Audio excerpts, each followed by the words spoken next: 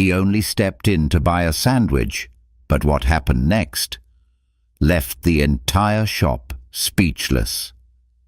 The sunny sub-deli on the corner of Bourbon Street in the heart of bustling New Orleans was a place where hundreds of people bustled through each day. On a normal afternoon, sunlight poured through the large glass panes, reflecting the stream of people passing by. The door chimed, ting, signaling a customer had entered. The man who appeared was dressed so simply he was unremarkable. Even shabby, a faded purple t-shirt, a black beanie pulled low over his forehead, and old, scuffed sneakers. He held no fancy phone, wore no expensive watch, just carried a leather notebook with frayed edges.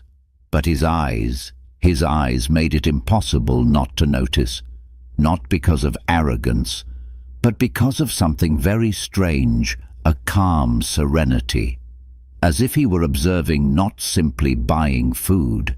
Behind the counter, two female employees were chatting.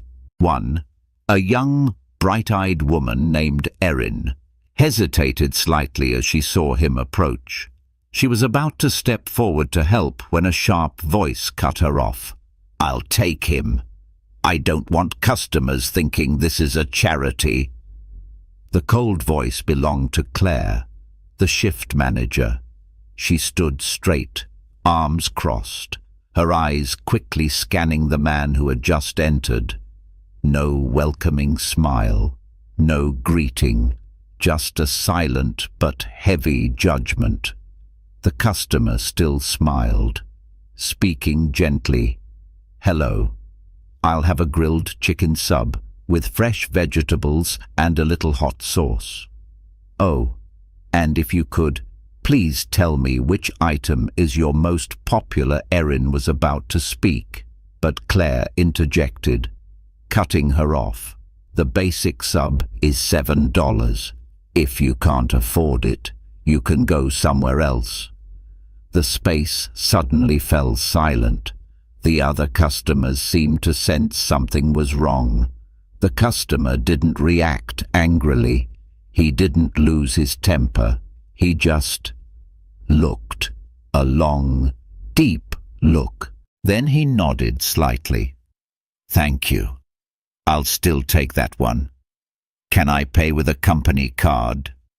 Claire smirked, glancing at the card machine as if playing a game of chance. The machine declined. She smirked again. "I guess not," Erin whispered. "I can pay for it." But the customer shook his head, refusing. He pulled out his wallet, revealing a sliver of a silver-plated card with the glittering words, "Riverrise, Executive Access." But it was only for a moment. Then he put it away. Claire didn't notice that detail. She only saw a poorly dressed man with no money who was taking up space. "Please step aside. There are other customers who need to be served." And so he stood there in the middle of a crowded shop with his unfinished sub and the eyes of everyone on him as if he were someone who didn't belong here.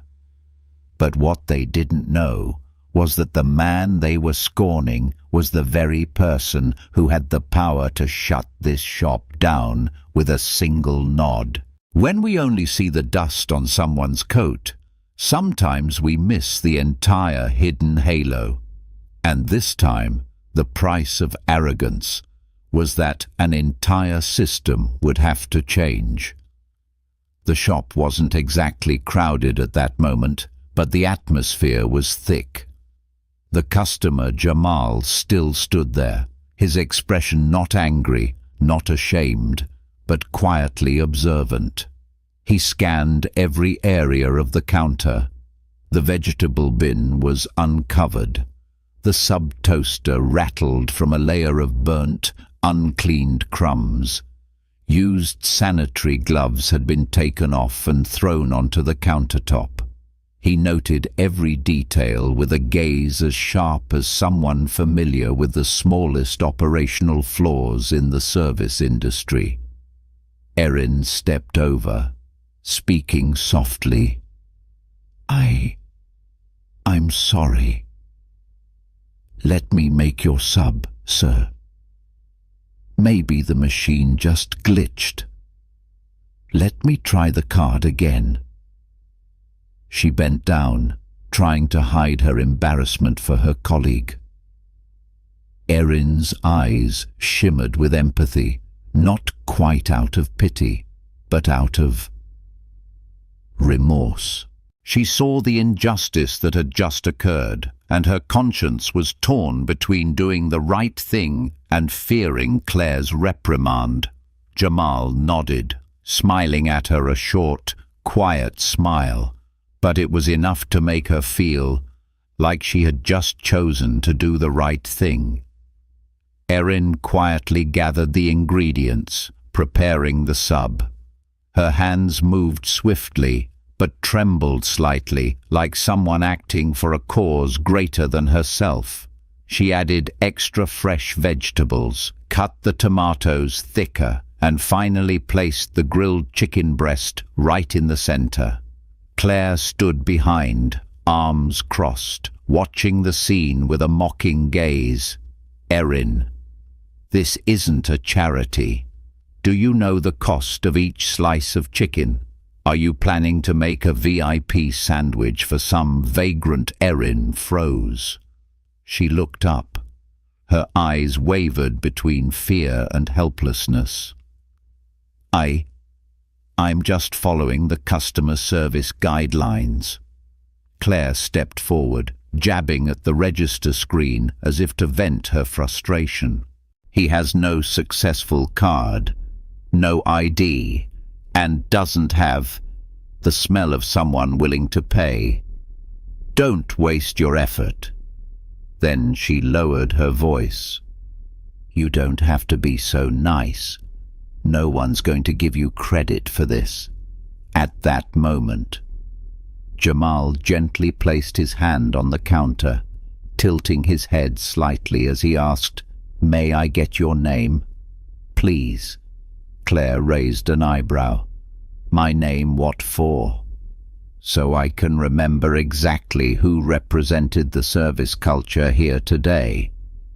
His words were as light as the wind, but they sent a sudden chill through the space. Erin bit her lip. Claire, on the other hand, let out a scoff, thinking the customer was trying to put on a show. "Write it down all you want. I'm the afternoon shift operator, Claire Winston, and if you need the number for the main office, it's printed on the receipt if you can afford to buy one." Jamal nodded, pulling a worn leather notebook from his jacket pocket. The cover had a scratch along the edge, but inside, every line was written in very neat and clean black ink. He wrote silently, "Claire Winston, cold attitude, scorns customers, undermines the service identity." Then, underneath, he added another line in smaller script. "Erin Doyle, note for now, heart still intact." The young woman watched him write, unable to see the content, but his gaze as he looked at her so full of meaning, as if he knew something beyond the ordinary. And in that very instant, what seemed like a quiet lunch had become the beginning of a seismic event. Except the people in the shop didn't yet know that the man they had just disdained was the one putting them to the test one by one. After the sub was carefully wrapped, Erin passed it over the counter with both hands and an apologetic look. Jamal took it, smiling. "Thank you." You were very kind." And then he pulled out a $10 bill, leaving it on the counter. No change needed. He walked slowly toward the table in the farthest corner, the one next to the trash can, near the spot few people chose.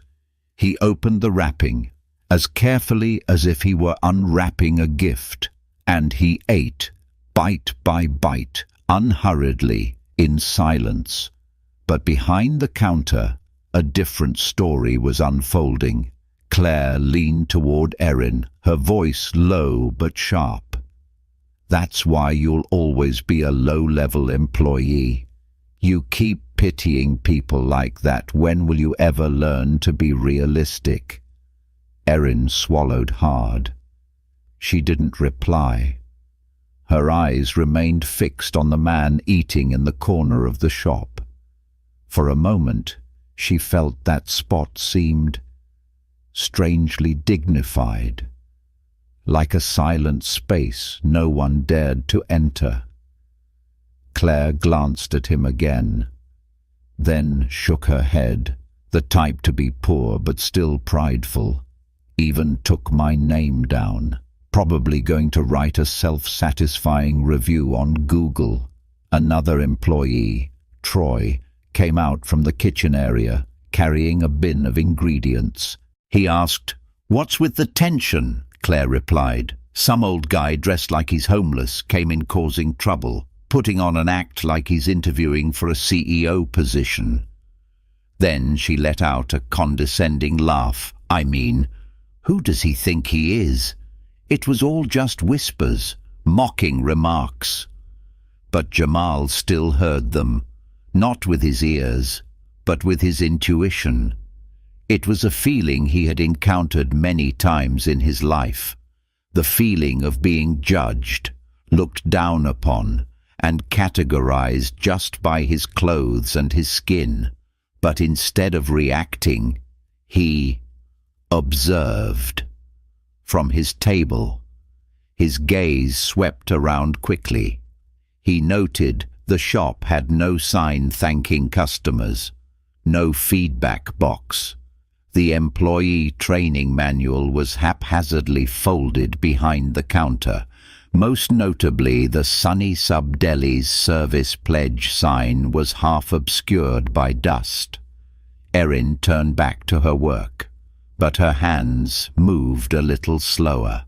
Her mind was still caught on something unsettling. She stole another glance at Jamal. His eyes met hers. He said nothing. It was just a look, warm but profound, as if he were asking, "Do you realize what is happening here?" And maybe she was beginning to. A normal customer wouldn't silently take notes on every small flaw in the shop. A person with time to spare wouldn't choose to sit in a place where he was disrespected just to eat lunch. Someone who understands the industry is the only one with the habit of observing every service motion, every violation of hygiene standards, every look an employee gives a customer. Erin frowned slightly, her hands pausing mid-air. A thought suddenly echoed in her head. Could it be? He's testing us. Just then, Jamal stood up. He wrapped his leftover sub, took his table's trash, and carried it to the proper disposal bin, a small act that no one else did. Then he headed for the door. Before leaving, he turned back to look at Claire. "I am very impressed, but not in the way you think." Claire frowned. What Jamal didn't answer, he just smiled. And as the door chimed, ting, one more time, closing behind him, the entire shop fell into a brief, but heavy silence. And they didn't know that. From that moment on, the entire fate of the shop and of themselves had turned in a different direction, a direction they could never have imagined. Jamal had almost reached the door when Claire spoke up, her voice louder this time, intentionally for the whole shop to hear. "Wait, I have one more question for you, if you don't mind." He stopped, turned his head. His eyes were no longer serene as they had been before. Claire walked over, arms crossed, standing in the middle of the aisle as if confronting an intruder. "You just said something about being impressed, not in the way I think." Jamal's lips curved into a slight smile. "I was just telling the truth." Claire scoffed, tilting her head toward Erin before turning back to him. "So the truth is, you couldn't afford to pay for your lunch, right?" The atmosphere in the shop instantly grew heavy. A few customers froze. A young couple turned to look at each other. Erin stood behind the counter, her eyes wide, her lips parting as if to stop it. But it was too late. Jamal looked straight at Claire, speaking very slowly. "You think someone whose card is declined is someone without money?" Claire laughed out loud. "Oh no, I don't think. I know. Having been a manager here for 3 years, I can spot someone who can't afford a single sandwich right away." Erin stepped forward, her voice soft but urgent. "Claire, please don't. Shut up." "Erin, you're always so weak," Claire growled. Jamal pulled a leather wallet from his back pocket and opened it slowly. Inside, there were only a few small bills and a silver-plated card. A corner of the card reflected the ceiling light, making Claire squint. The engraved letters shimmered for an instant. "River Rise Hospitality Executive Access Card." Claire didn't see it clearly, but Jamal didn't let her read it in time. He tucked the card away, put the wallet back in his pocket, and replied, "I have enough money. Ms.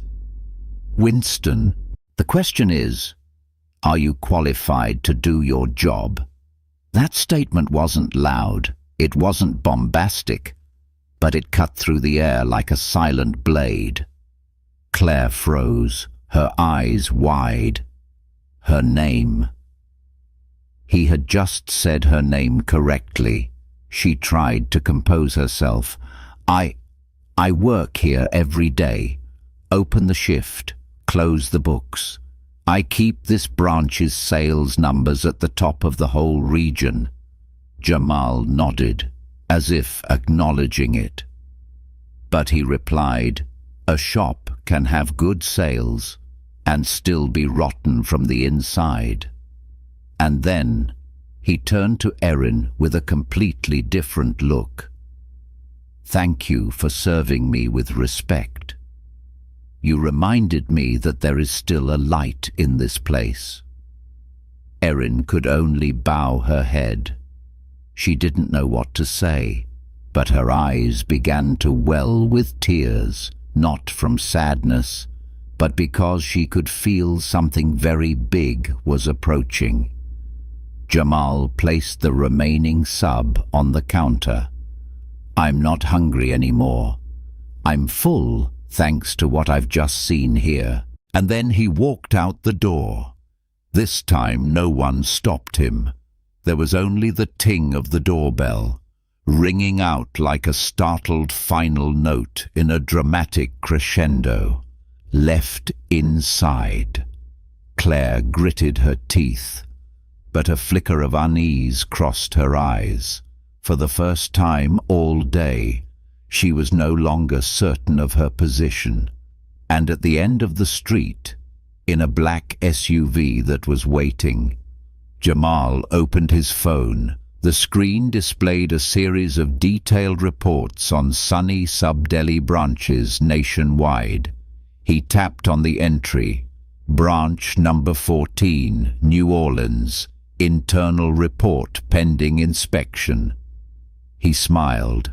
It was time to complete this evaluation, his own way. The air in the shop after Jamal left was as tense as a guitar string. But the strange thing was, no one laughed. No one said anything, not even Claire. Erin stood there, her eyes still fixed on the door that had just closed. She felt her heart beating unusually fast. It felt as if she had just let something immense slip away, but at the same time had been awakened by something else deeper, stronger. That evening, when the shift ended, Claire asked Erin to stay behind. Claire's silhouette cast a long shadow on the wall in the pale yellow light of the ceiling lamps. "You helped him, didn't you?" Her voice wasn't loud, but it was as sharp as a slicing knife. Erin hesitated. "I was just following procedure. He was a customer." "A customer? You think he was a customer? A guy with no money, an unknown background, who talks as if he's testing us?" Erin bit her lip, not answering. Claire stepped closer, her eyes narrowing. "You're so naive. Erin, your kindness, it won't get you promoted. It just makes you a liability. People like you are the easiest to get rid of." Those words were colder than the New Orleans night wind outside. Erin turned her back, cleaning the counter as usual, but a storm was raging inside her. She hated her own silence. She hated the way Claire used her power to crush what was right, and worst of all, she hated the feeling of fear within herself for not daring to stand up for what was right. The next day, when Erin came in for the early shift, she walked to the counter with a different stride. When she opened the ingredient cabinet, she saw a pre-made sub from the day before, loosely wrapped in a plastic bag. Another employee was about to put it out for sale, but Erin stopped them. "We don't serve day-old food, that's the rule." But Claire said, "I said no." For the first time, there was real force in Erin's voice. She quietly wrapped the sub and threw it away. Then she washed her hands, put on gloves, and prepared fresh ingredients, strictly following food safety standards. Near noon, Jamal returned. No more purple t-shirt. Today, he wore a white dress shirt, a dark brown fabric jacket, and thin-rimmed glasses. But the strange thing was, still no one recognized who he was. Erin saw him first. She left the cash register and walked over. "Hello, sir. Would you like the usual today?" Jamal smiled. "Thank you. You have a good memory. That would be the grilled chicken sub, fresh vegetables, a little hot sauce, and served with a whole heart." Jamal chuckled softly. "This time I'll pay first to avoid any misunderstanding."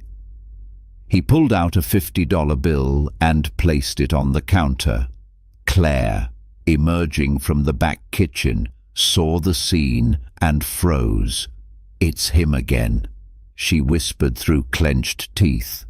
Erin took the money, wrapped the sub, added extra fresh vegetables, double the meat, and sneakily slipped in a small cookie, an item reserved only for VIPs or customers with complaints. She packed it in a paper bag printed with the logo Sunny Sub Deli. "We appreciate every one of you. Here you are, sir." Erin offered both the bag and the change, but Jamal waved his hand. "Keep the change. Use it for someone who needs help, if you can." Erin nodded, blinking quickly as if to hold back a tear. It was no longer a business transaction. It was an exchange of trust, silent, yet powerful enough to shake a culture that was rotting from within. And in that moment, Erin knew she had just chosen the right side. The glass door closed behind Jamal once again. The ting of the bell rang out, this time like a final latch closing on a dramatic test. He didn't walk away quickly. Instead, he strolled slowly down Bourbon Street, where the sound of a saxophone drifted from a distant corner, where the summer breeze rustled through the leaves of ancient oak trees. His hands were in his jacket pockets, but his eyes never stopped observing, not New Orleans, but himself. He stopped in front of a black SUV parked near the street corner. The driver, an Asian woman in a grey suit, immediately opened the back door for him. As Jamal settled into the seat, the car door closed so quietly it was almost imperceptible. The air inside the car was cool, with a faint scent of cedarwood. On the control screen in front of him, an internal dashboard appeared. River Rise System, CEO Internal Access. Jamal opened his briefcase and took out his laptop. But instead of opening a document, he pulled out his phone first. He pressed a speed dial number. The line began to ring. River Rise, Operations Department. It's me. Confirmation code RH3LX9. Jamal's voice was deep and decisive. There was a moment of silence on the other end, then a response. Verification successful. Mr. Rivers, Sunny Sub-Deli Branch number 14, New Orleans. Note, high priority. Prepare to terminate the franchise. The operator on the other end was alarmed. Terminate the franchise. But Branch 14's internal reports are still rated A, with top sales in the region. Jamal cut in, his voice as even as a hammer striking. I was just there myself, as a regular customer. A long silence followed. The person on the other end held their breath, waiting, and I was treated like a burden. The staff is pressured to be callous. The manager exhibits a culture of arrogance, discriminating against customers based on their appearance. They didn't know who I was, and because of that, they showed me the true face of the system they're running. The operator's voice trembled. Sir, are you sure you want to act on this right now? The system is still processing payroll. If the franchise is pulled early, we'll have to pay compensation. Jamal leaned back in his seat. His eyes looked through the window at the image of Erin seeing a customer off with a gentle smile through the shop door. We don't need to compensate for anything. They have lost the opportunity to be called a long-term partner of River Rise on their own. He paused for a beat, then added softly, but don't close it down immediately. I want to go back one more time as myself, to have one final conversation, and to save one person who deserves to be given a chance. Understood, sir. Changing branch number 14 status to temporarily suspended and elevating to regional alert level. Jamal ended the call, holding the phone. He swiped his finger across the screen, reopening the live observation feature, an access level only the highest-ranking executives could use. On the screen, an image from the store's internal camera appeared. Claire was standing by the counter, holding papers, her expression furious, while Erin was bent over, straightening a crooked sign in the corner. Jamal zoomed in on Erin. She has kept her conscience in a place that has lost its way. It's possible to rebuild from someone like that. He closed the screen. Leaning his head back against the seat, he closed his eyes. Some people chase revenue. Some people chase profit. But for Jamal Rivers, he looked for people the souls worthy of building a decent system. And today, he had found one in a small corner of New Orleans. The next morning, New Orleans was still bright with sunshine. But inside sunny Sub-Deli branch number 14, the atmosphere was heavier than usual. Erin cleaned the counter earlier than usual. She carefully wiped every glass pane, checked the expiration date on every vegetable, and even replaced the ice bin under the cooler, tasks Claire rarely demanded.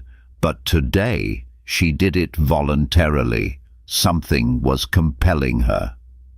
Claire walked in with a coffee in hand, her eyes still sleepy. "Why so diligent? Where's that precious customer of yours from yesterday, not stopping by again?" Her voice was as venomous as ever.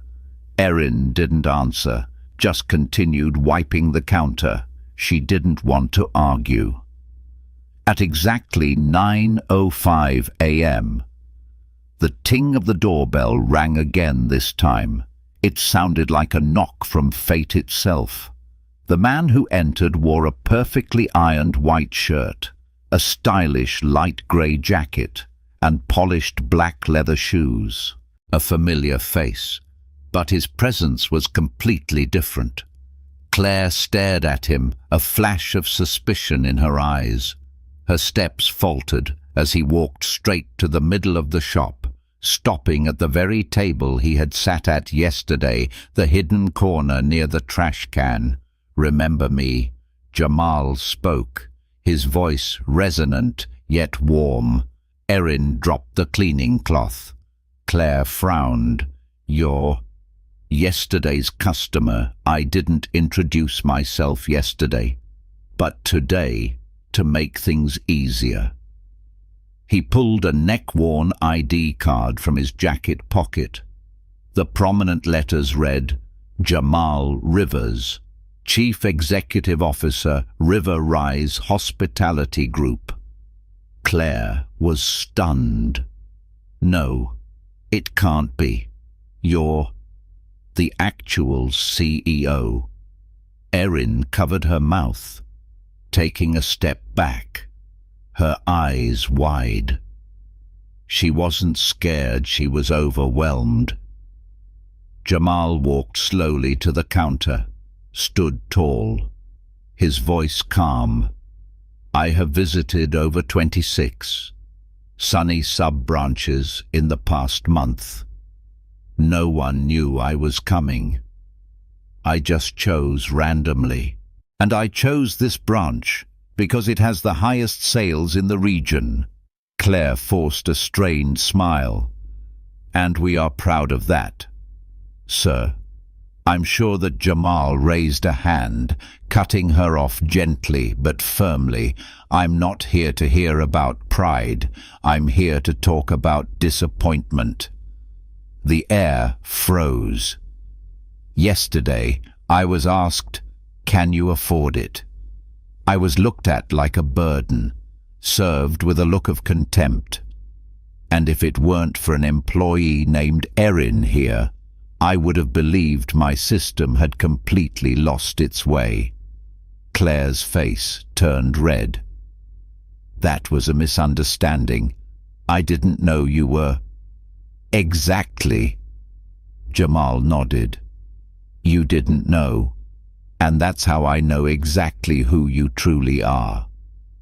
Erin stepped forward, about to say something, but Jamal gestured lightly with his hand, signaling for her to wait. "I don't need anyone to flatter me because of my title. I need people who are decent even when no one is watching. Ms. Winston." You have demonstrated a culture that I never want to exist in my system." Claire trembled. I was just doing it for the process, for efficiency. I always ensure. You ensure the numbers, but you kill the soul of this place," Jamal said, his voice turning cold. "And today, I came to confirm whether this place can be salvaged or if it should be shut down." No one said a word. There was only the hum of the air conditioner and the heavy thumping of hearts in everyone's chests. A man who was once asked, "Can you afford it?" now held the fate of the entire shop in his hands. Claire stood as if turned to stone after Jamal's declaration. The atmosphere in the shop was now frozen. No one dared to move. Jamal took out his phone. With a light touch, he made an internal call. "Please have all personnel of Branch 14 assemble. I want a meeting right here in the shop, without delay." Less than 3 minutes later, every employee working in the shop, from Troy in the kitchen, Marla checking inventory in the stockroom, to Erin standing silently behind the counter, had gathered in the customer seating area. The plastic chairs were pulled closer. No one spoke. Everyone knew something incredibly important was about to happen. Jamal stood at the front, needing no podium, no microphone.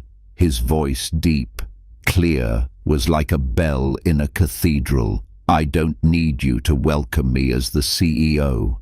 Today, I am not standing here to be applauded.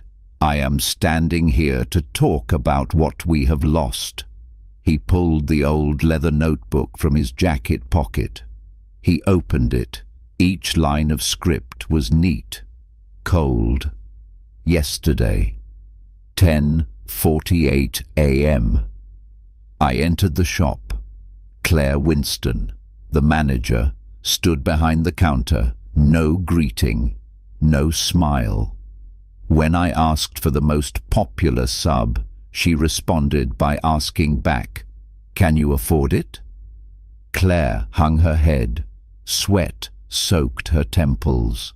Erin, sitting nearby, clenched her hands in her lap.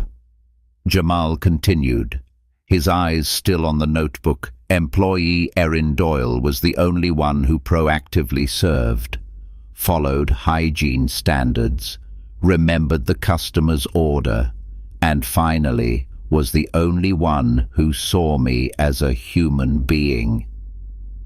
He closed the notebook. Those deep, dark eyes looked at each person one by one, as if boring into their very souls. "You think I came here to test you? No. I came here to find the soul of the system I have spent the last 18 years building. A system not meant to sell a sandwich as fast as possible, but to give every customer the feeling that they are welcomed, that they are respected." Troy mumbled, I was just in the kitchen." Jamal looked at him, nodding slightly. "And did you know that your kitchen door handle hasn't been cleaned in 4 days? I touched it yesterday and my hand came away greasy.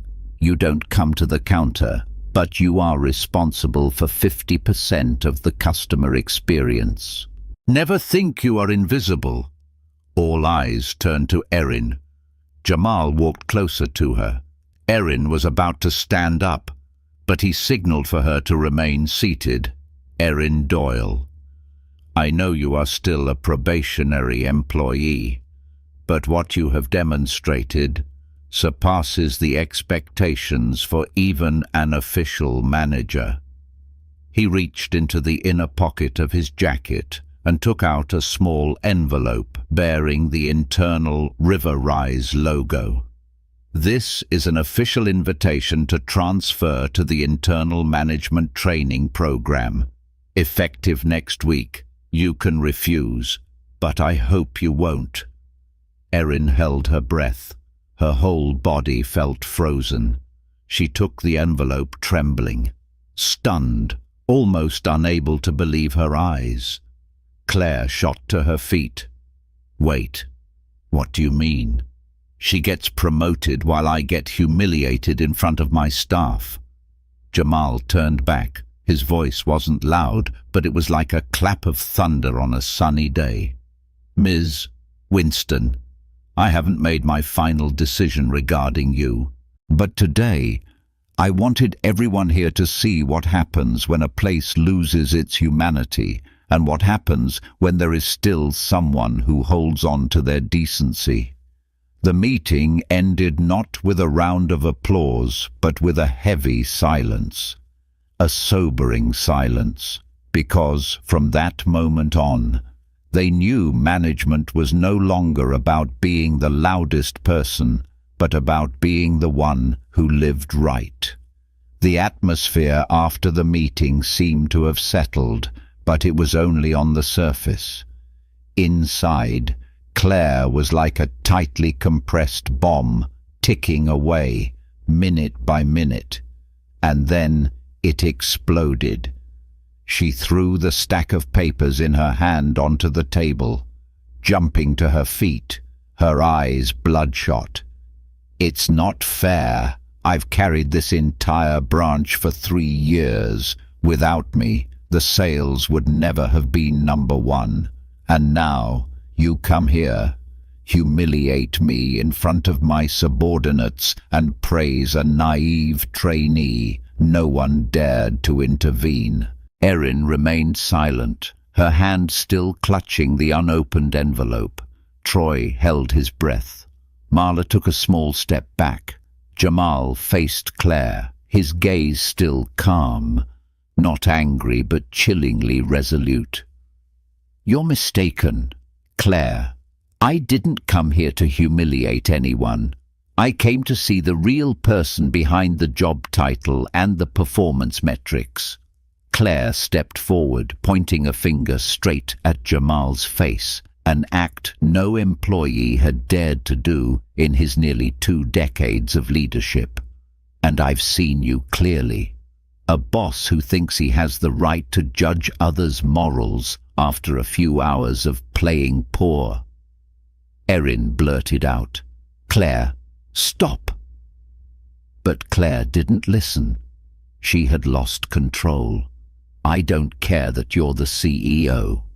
I don't have to smile at every person who comes to the shop in rags. This is a job, not a charity." That sentence was like a sword slashed through the air. Everyone was stunned. Even those who had previously sided with Claire now began to look down. Jamal took a deep breath. Then he stepped closer to Claire, stood very near, and said softly, but enunciating every word, "And because of that very mindset, you will no longer be working here after today." Claire's eyes widened. She thought she had misheard. You're firing me?" Jamal nodded. "No. I am liberating you from a position that you have turned into a tool for control, intimidation, and destroying the trust of an entire team." He turned to the remaining employees. "I don't expect any of you to be perfect, but I do expect you to be decent. Claire is no longer a fit for that culture, and I make no apologies for this choice." Claire laughed mirthlessly, stepping back. "Fine, very fine. Good luck keeping the sales numbers up without me. I'll leave, and believe me, in a year you'll be begging me to come back." No one answered. No one stopped her. There was only the familiar ting of the bell as the door opened again, but this time no one had any regrets. Jamal watched the door close behind Claire, then turned to Erin for the first time. He gave a genuine smile. "Now, we can begin again." Erin nodded, her eyes no longer fearful, but shining brightly. Not because of a title, but because she believed she was in the right place. Claire walked out onto the street without looking back. She lost a position, but Jamal, he had just won back something far more precious, the belief that the right culture could still be saved as long as the source of toxicity was removed. Claire was gone. No one said goodbye. A light layer of condensation from the shop's air conditioning misted the glass door, blurring the silhouette of the person who had just left, never to return. In that silent space, Jamal turned back to Erin. She was still standing quietly in the corner of the counter, her hands clutching the envelope from the earlier meeting, not yet daring to open it. Her face was a mix of emotion, confusion, and disbelief, as if she couldn't accept that everything that had just happened was real. Jamal came closer, his voice lower, deep and warm. "Do you think you can do this?" Erin looked up, her lips trembling.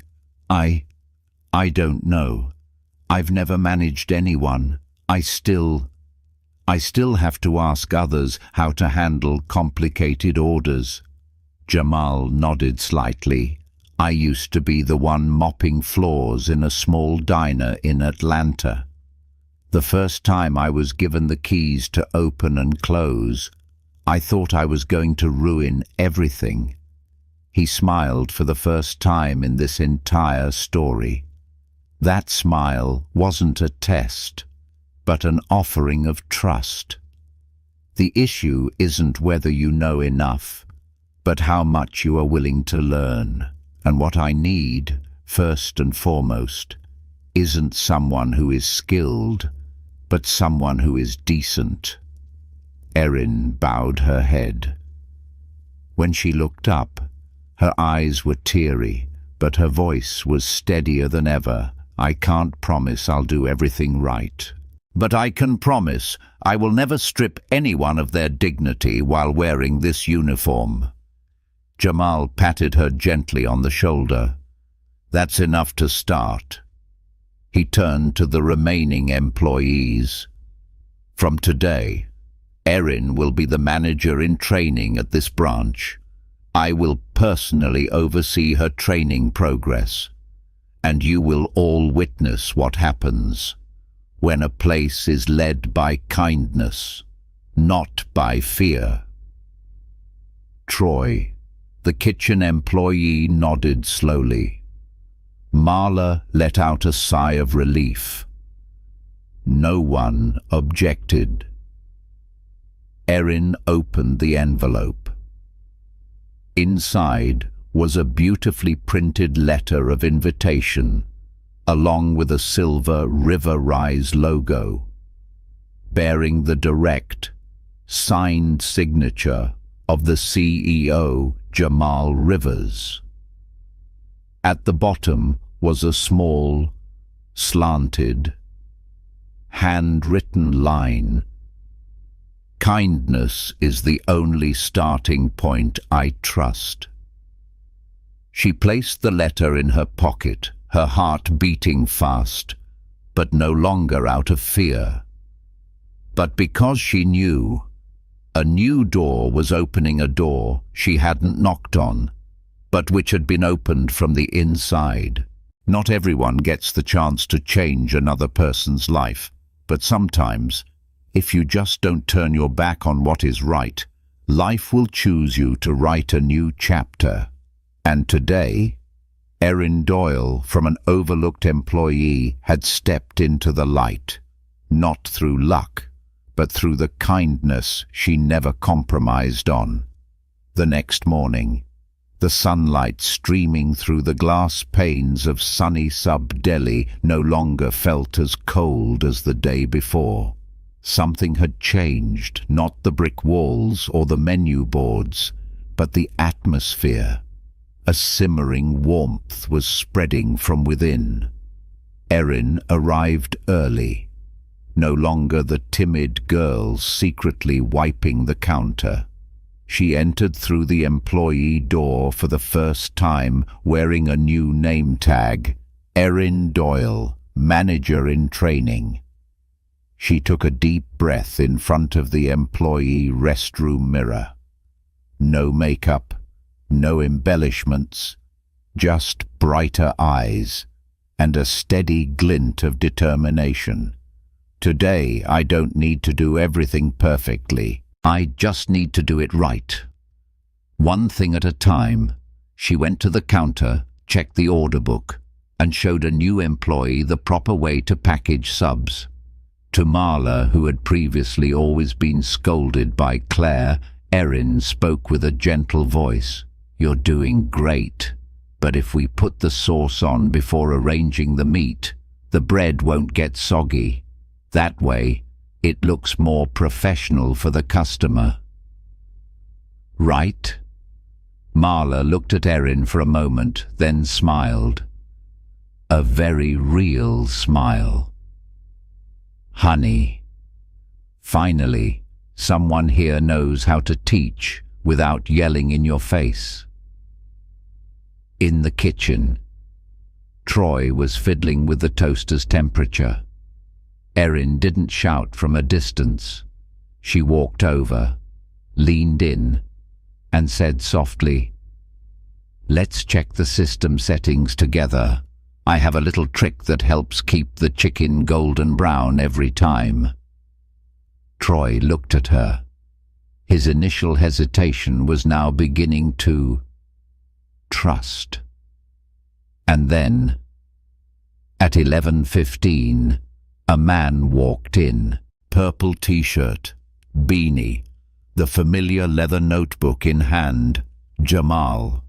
This time, all the employees bowed their heads in greeting, not because of his title, but out of respect. Erin stepped out, a radiant smile on her face. "Hello, sir. Will it be the grilled chicken sub with extra vegetables and hot sauce?" Jamal nodded, his eyes sparkling. "I think I'll have my usual, but today it will taste different."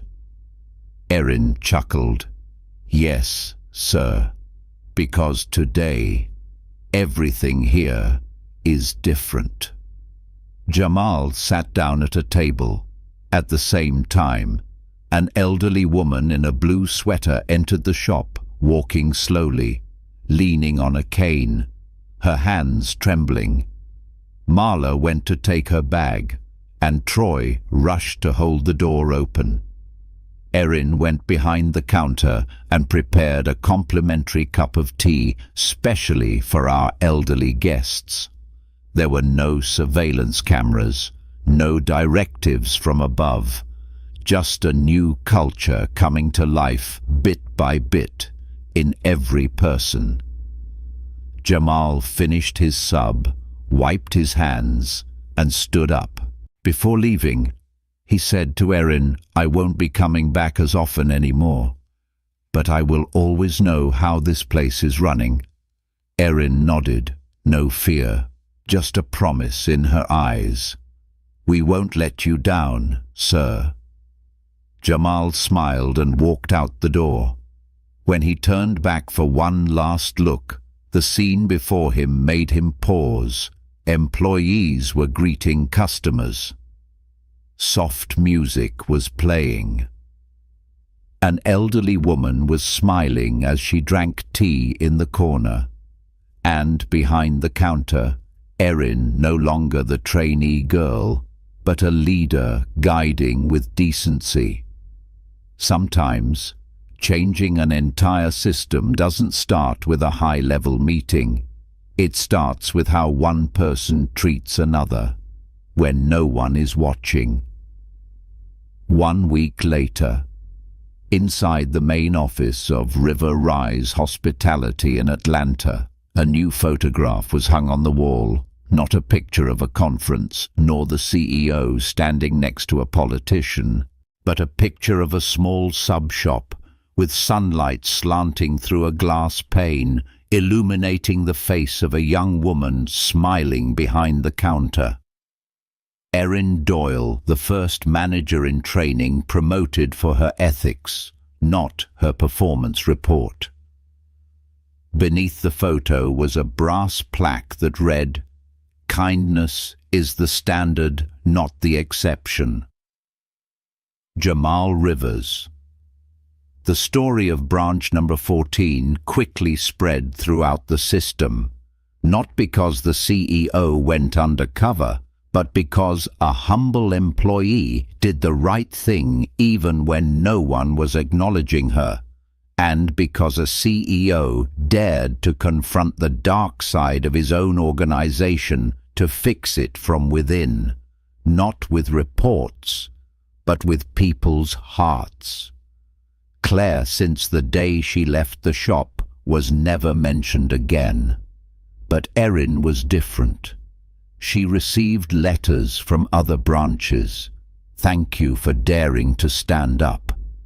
Because of you, I know there's still a place for those of us who don't choose to be cruel to survive. I used to be silent like you, but today I changed." Erin didn't reply to all of them, but every time she wrapped a sandwich, she remembered Jamal's eyes when he wasn't a CEO, but a customer she had never met, and she remembered the feeling, "I just did the right thing." We often think that great things begin with power, titles, or a loud voice. But sometimes it begins with a kind look, a sandwich wrapped with respect, a question, "What do you need today?" instead of "Are you worthy?" in an increasingly busy and pragmatic world. Kindness is easily mistaken for weakness, but it is the very key to survival for preserving the humanity in every system, every organization, and every heart. The story at Sunny Sub Deli number 14 wasn't just a secret test from a CEO. It was a reminder to all of us that decency, when planted in the right place, will grow into something no one could ever expect. And sometimes, what changes an entire organization isn't who walks in through the main entrance, but how we treat the person who seems to have nothing in their hands. People may forget the food you served, but they will never forget the feeling you left them with. A small act, a non-judgmental look. Sometimes, that is the only chance for someone to be seen, to be acknowledged. And who knows, you might have just changed their life, or your own.